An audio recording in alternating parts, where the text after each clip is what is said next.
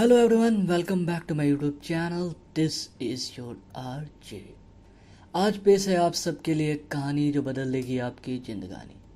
जी हाँ, ये कहानी बेशक काल्पनिक है पर कहीं ना कहीं सच भी है।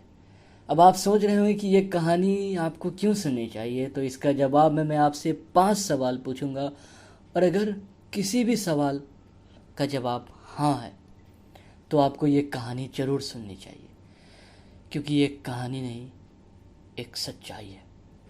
तो चलिए, पहला सवाल, क्या आप एक किसान परिवार से बिलोंग करते हैं? दूसरा सवाल, क्या आप भी मिडिल क्लास फैमिली से बिलोंग करते हैं? तीसरा सवाल, क्या आप भी यूपी बिहार से बिलोंग करते हैं? चौथा सवाल, क्या आप एक इंजीनियर हैं या इंजीनियरिंग कर रहे हैं? अब आखिरी और अहम सवाल, क्या आप अपने आरजे को भी चाहते हैं जैसे आप अपने अजीज को चाहते हैं? जवाब तो मुझे पता है। चलते हैं कहानी की ओर। उससे पहले एक ज़रूरी ऐलान।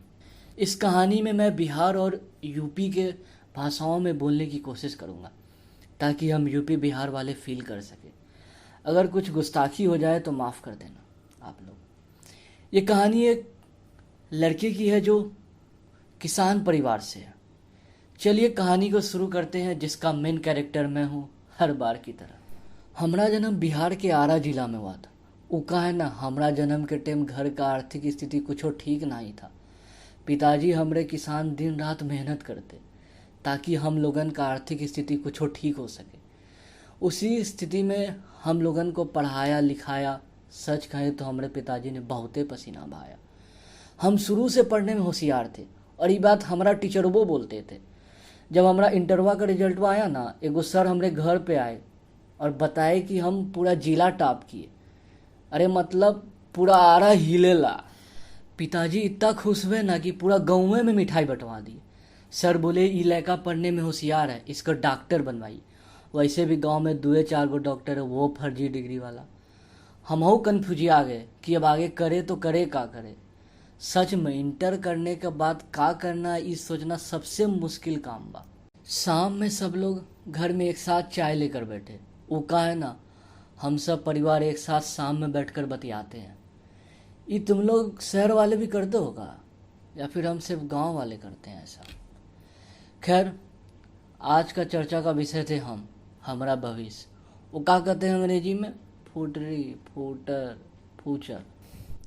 पापा बोल रहे थे मास्टर जी ठीके कह रहा है, इसको भी डॉक्टरी ही करना चाहिए, गांव में सब फर्जी ही हैं।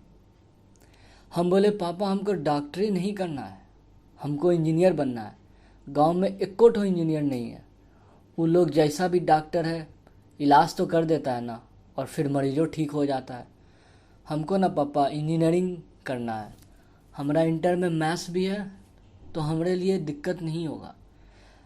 बाबूजी मान गए। बाबूजी बोले ठीक है, मेरा बेटा इस गांव का पहला इंजीनियर बनेगा। और फिर क्या, हम और बाबूजी गले लग गए। ऐसा तुम्हारे शहर में भी होता होगा ना?